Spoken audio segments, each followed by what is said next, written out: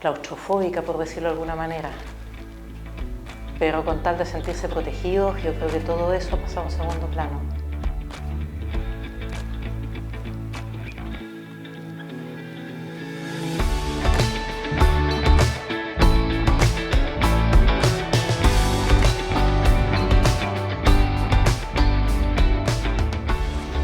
Hola, muy bienvenidos a todos a un nuevo capítulo en lo que es la búsqueda de huellas históricas que nos dejó la Segunda Guerra Mundial. Yo soy Melanie, detrás de cámara, mi hermano Mario. Hoy queremos indagar un poco en lo que fue la vida de la población civil durante el periodo de la Segunda Guerra Mundial, descubriendo cuáles fueron los mayores peligros a los que estuvieron expuestos y cómo pudieron refugiarse o cómo pudieron sobreponerse a estos peligros. Bueno, el mayor peligro para la población civil, sobre todo en grandes ciudades como esta, eran los bombardeos. ¿Cómo funcionaba eso, Marito? ¿Cómo se enteraban ellos de que estaban próximos a ser bombardeados? Bueno, en general tenían unas sirenas, ¿no?, de las alarmas, que son las mismas sirenas de los bomberos. Eso avisaban con 30 minutos, a veces incluso menos, que en el fondo venía un bombardeo.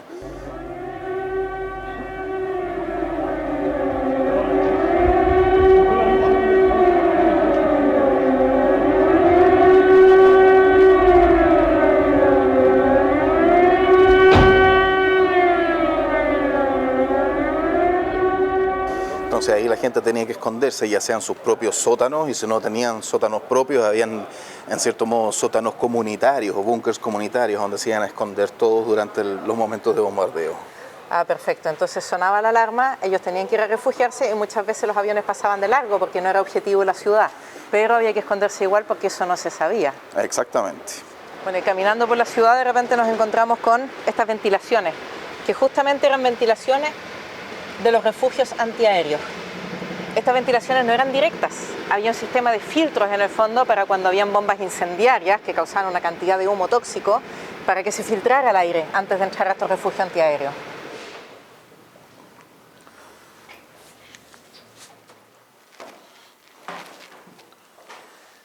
Bueno, y aquí estamos en uno de los refugios antiaéreos de la población civil.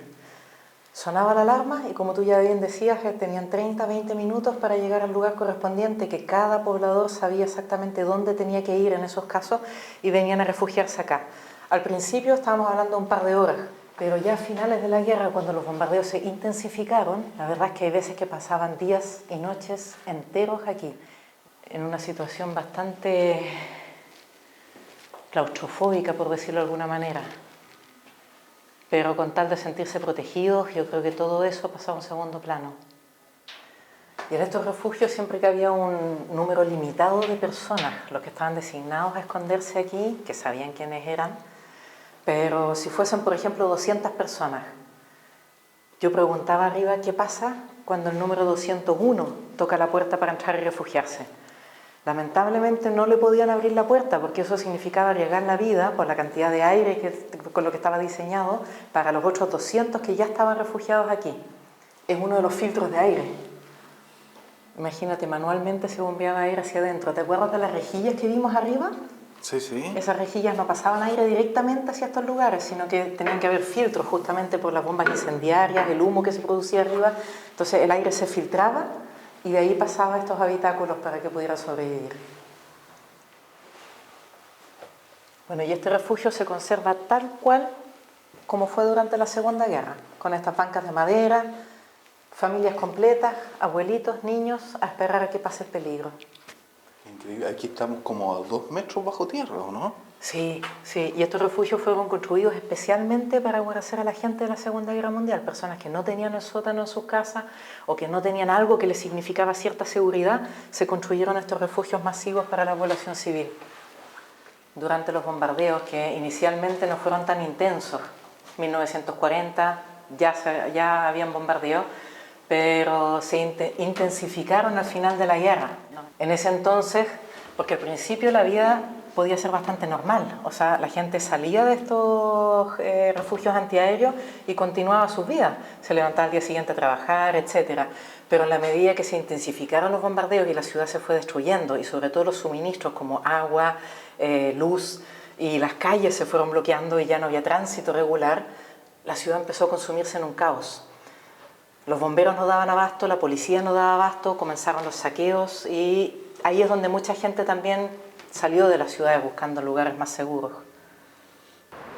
Bueno, como ya decíamos, lo más dramático de los que vivían en las grandes ciudades durante la Segunda Guerra eran los bombardeos, más que los conflictos internos, porque estando en Alemania no hubo mucho encuentro hasta que llegaron los aliados. Pero los bombardeos fueron tremendos, sobre todo en las grandes ciudades. Aquí tenemos una idea, estamos delante del Kaufhof, en la Königsallee, de cómo se veía esto durante la Segunda Guerra. O sea, esta es una de las ciudades que fue tremendamente destruida. Solo un 7% de las construcciones de esta ciudad salió ilesa. Oye, Marito, ¿y las grandes ciudades en Alemania fueron bombardeadas durante toda la época de la guerra? ¿Los 6 años? O sea, bueno, prácticamente Alemania empezó la ofensiva y después empiezan obviamente a bombardearlos también. Pero el fuerte de los bombardeos se dio con la entrada de los aliados más que de los ingleses, y eso ya fue a finales del 44. Antes de empezar la guerra, aquí vivían 500.000 personas. Después de la guerra, 250.000. Bueno, recuento al final de la guerra en esta ciudad fueron más de 240 aviones bombardeando, ataques aéreos y más de 1 millón de bombas caídas. Imagínate que se sacaron 10 millones de metros cúbicos de escombros al final de la guerra de esta ciudad. O sea, en ruinas.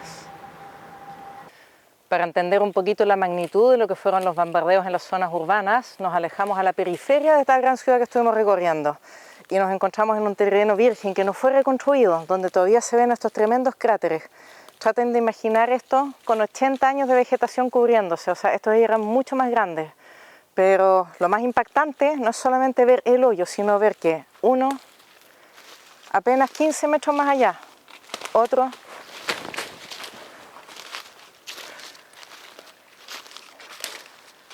luego otros 10 metros más allá, el siguiente, y así como estos 3 que encontramos pegados, la verdad es que en nuestro recorrido ya hemos encontrado más de 20 de estos cráteres que claramente son impactos del bombardeo en zona de terreno natural.